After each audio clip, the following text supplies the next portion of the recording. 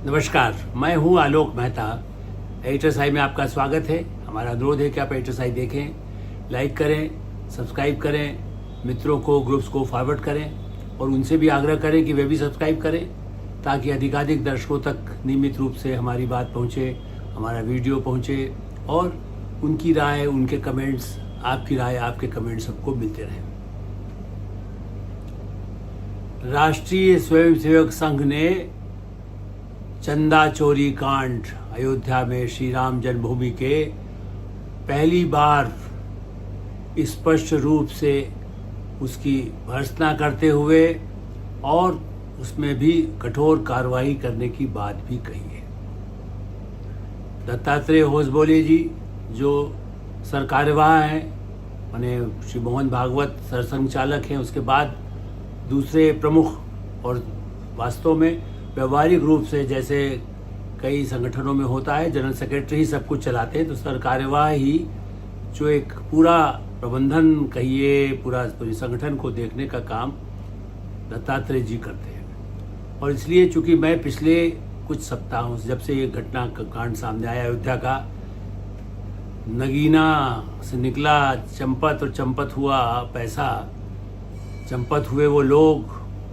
चोरी करके जिन्होंने मुंह काला किया, पूरे समाज में जिस तरह से बदनामी की, इस दृष्टि से राष्ट्रीय स्वयंसेवक संघ, और इसीलिए मैंने कल भी इस पर बात की थी, लेकिन आमतौर पर मैं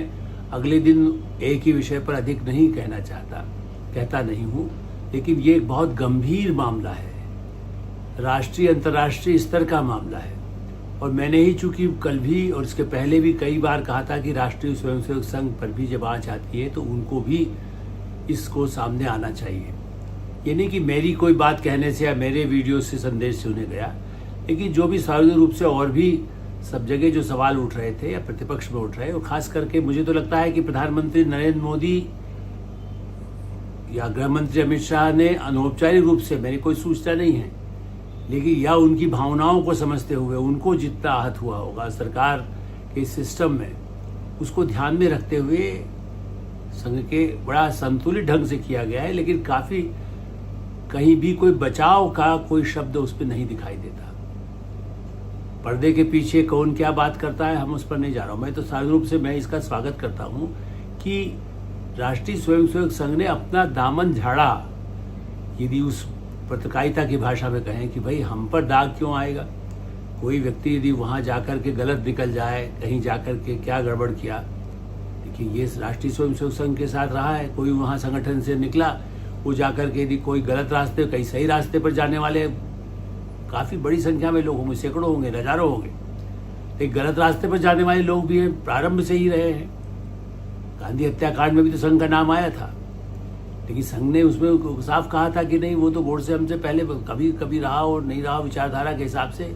वो हमारा उस तरह से वैसे भी घोषित रूप से नहीं था कि कोई संघ ने तो हमेशा महात्मा गांधी को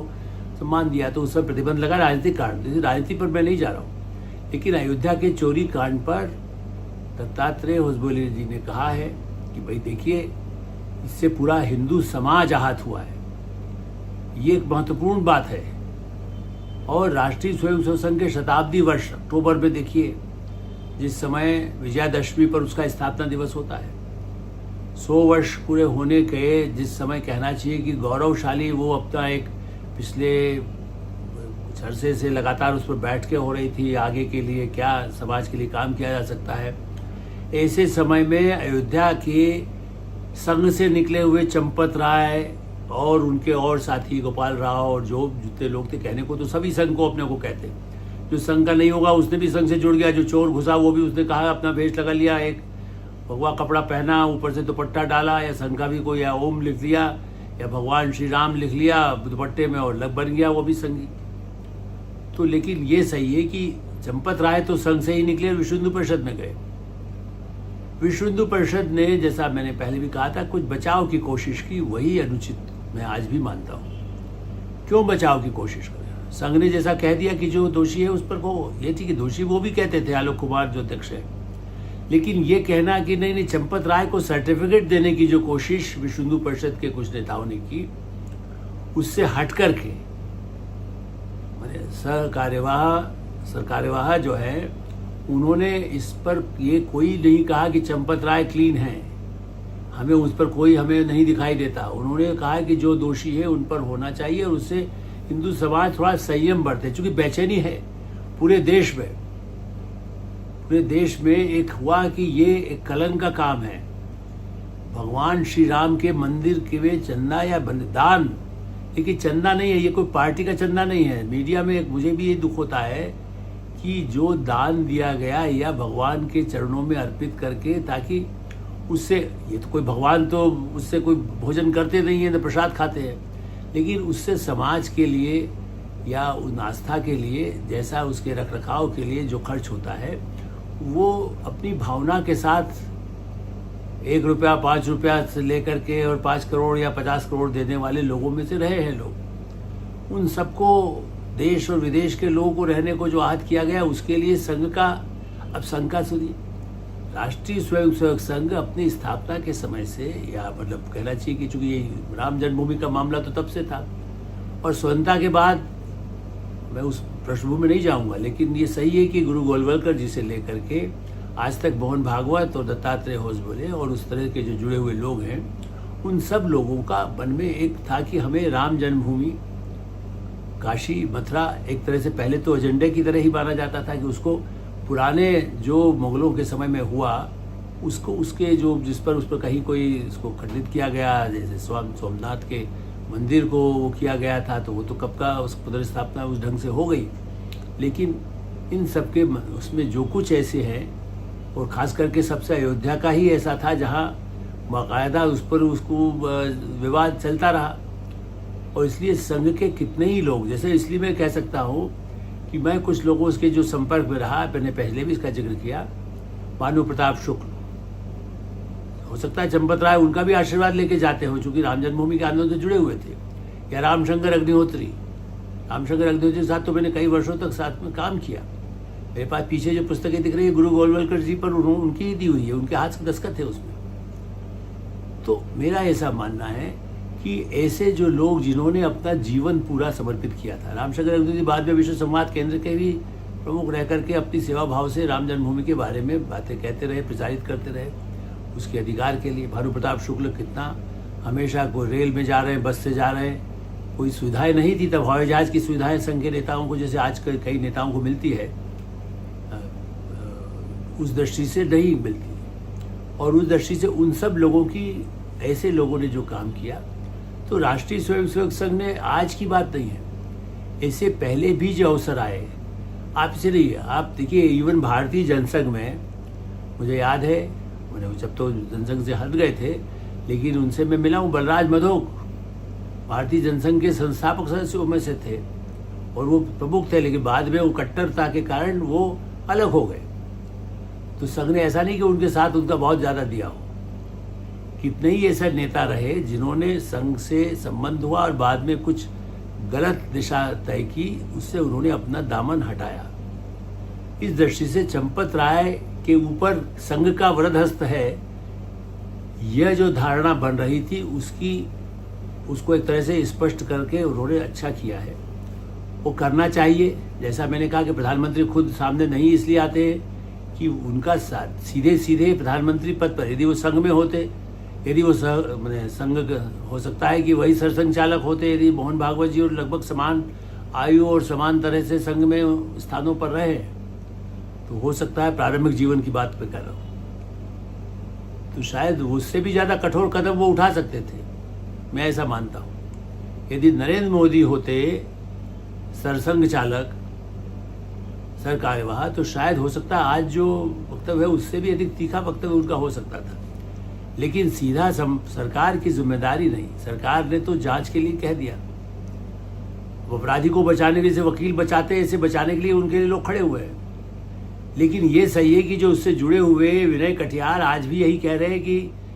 गोपाल राव ही नहीं, चंपत राय जेल जाएंगे। अब मैं विनय कटियार की बात कह रहा हूँ, मेरा नहीं कह रहा हूँ, वो उनको भी वो बजरंग दल जो बना था, या जो राम जन्मभूमि के लिए जो संघर्ष करने वालों में युवा काल से विनय कटियार चंपत राय से कई गुना अधिक 1000 गुना अधिक उनका समर्पण भाव से वो काम कर रहे थे। आज वो सत्ता में है नहीं है, पार्टी में नहीं है, मुझे उनके राजनीतिक विवादों से या उनके पदों से भी नहीं मतलब। और हो सकता है कि हम तो उस समय कहते हो कि इतना कट्टरपंथी विनय कटियार को माना जाकर उनकी आलोचना ही होती थी, ये भी ठीक है, लेकिन उन्होंने उस सबको झेला। वो यदि कह रहे हैं कि हाँ गबन हुआ है, वो चोरी और गबन भी कह रहे हैं, इसका मतलब कि पहले से जो और भी कुछ वहां रहा उसमें भी गड़बड़ की गई कोष में, जो दिखाई नहीं दे रहा। देखिए 20 लाख मिल गया, 80 लाख मिल गया। सवाल ये है कि इससे अधिक जो धन आता रहा है, जो सोना चांदी आता रहा है, सोने चांदी की मूर्तियां आती रही है, उसको लिए जो दोषी हो सकते हैं, और ऐसा होने पर तो चपत राय को जो विनय कटियार के अनुसार जेल जाना होगा। अब संघ उनके बचाव में नहीं आएगा। आप देखिए कि गोविंदाचार्य जी की डायरी जब सामने आई, वो तब तो जनसंघ में, भारतीय जनता पार्टी में अटल बिहारी वाजपेयी के खिलाफ, वो वाजपेयी के बड़े आलोचक थे, उनको मुखौटा कह करके आया, जो उनका एक अपना तरीका आज भी गोविंदाचार्य जी हैं। लेकिन जिस तरह से भारतीय जनता पार्टी या संघ में गोविंदाचार्य की भूमिका पहले कभी होती थी, बड़े जिसको गोविंद जी कह करके सब उनको मानते थे, संघ ने उनको भी किनारे कर दिया था। संजय जोशी को भी किनारे कर दिया गया था। बीच में कितनी अफवाहें उड़ती रही, अरे संजय जोशी आ जाएंगे, प्रधानमंत्री बना दिया जाएगा, मने या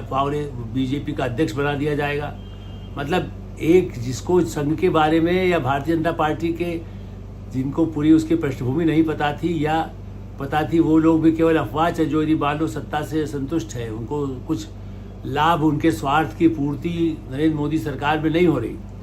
तो उन्होंने उड़ाना शुरू कर दिया था कि संजय जोशी आ रहे हैं, संजय जोशी आ रहे हैं। पिछले महीनों में आपने सुना होगा। लेकिन संघ का कोई ऐसा वक्तव्य सामने नहीं आया कि वो कहें कि भाई संजय जोशी को सत्ता में हम भारतीय जनता पार्टी में पेश करके उनको प्रमुख स्थान दिलाएंगे। क्योंकि मोहन भागवत या दत्तात्रेय भुजबल जी ये कभी नहीं कहते हैं कि हम भारतीय जनता पार्टी की राजनीति चलाते हैं, हम सलाह देते हैं। और मैं इसीलिए उनकी बातों को उचित मानता हूँ, चूँकि कई लोग उसको नहीं मानते, लोग कहते हैं संघ ही चलाता है। ये कांग्रेस पार्टी या दूसरी पार्टी या मीडिया के हमारे कई मित्र मानते हैं कि संघ निर्देश देता है और वैसा ही प्रधानमंत्री दस्तखत करता है। लेकिन मुझे मालूम है अटल बिहारी वाजपेयी की और संघ से कितनी असहमतियां थी। वर्तमान प्रधानमंत्री की अटल बिहारी वाजपेयी जैसी स्थिति नहीं है, उनकी असहमतियां नहीं है। वो तो संघ के हिंदुत्व के एजेंडे को उससे भी कई गुना बेहतर ढंग से राष्ट्रीय अंतर्राष्ट्रीय स्तर पर उसका निर्माण कर रहे हैं, मैंने उसको बता रहे हैं, बोल रहे हैं। जापान के प्रधानमंत्री को भी बहन बोलेंगे, दूसरे देशों में जाएंगे तो मंदिर बनेंगे। संयुक्त अरब अमीरात, कुवैत, ओमान, सऊदी अरब, जहाँ जाएंगे हिंदुत्व का झंडा उसमें कहीं छुपाते नहीं है। चाहे वहाँ से आर्थिक संबंध, सामाजिक संबंध, उनके साथ कूटनीतिक संबंध, खास करके ऊर्जा नीति के लिए उनके साथ संबंध, वो सब भी है। लेकिन उसके साथ में वहाँ मंदिर हो, वहाँ यदि भारतवासी है तो उनके लिए मंदिर का वहाँ पर हो, भव्य मंदिर बने। उसको खुद गए हैं नरेंद्र मोदी जी खुद, तो उसमें संघ को कहाँ कष्ट होगा। हाँ, लेकिन ये ठीक है, यदि मुझे संसदीय खेज अपना वीडियो बनाना है, संसदीय खेज कहना है, तो मैं कहूँगा बहुत मध्यमता परिवार में होती है, ये सही है। आप यदि घर में बैठेंगे तो एक परिवार में 4 सदस्य हैं तो 4 की अलग अलग राय हो सकती है किसी भी एक पक्ष को लेकर के,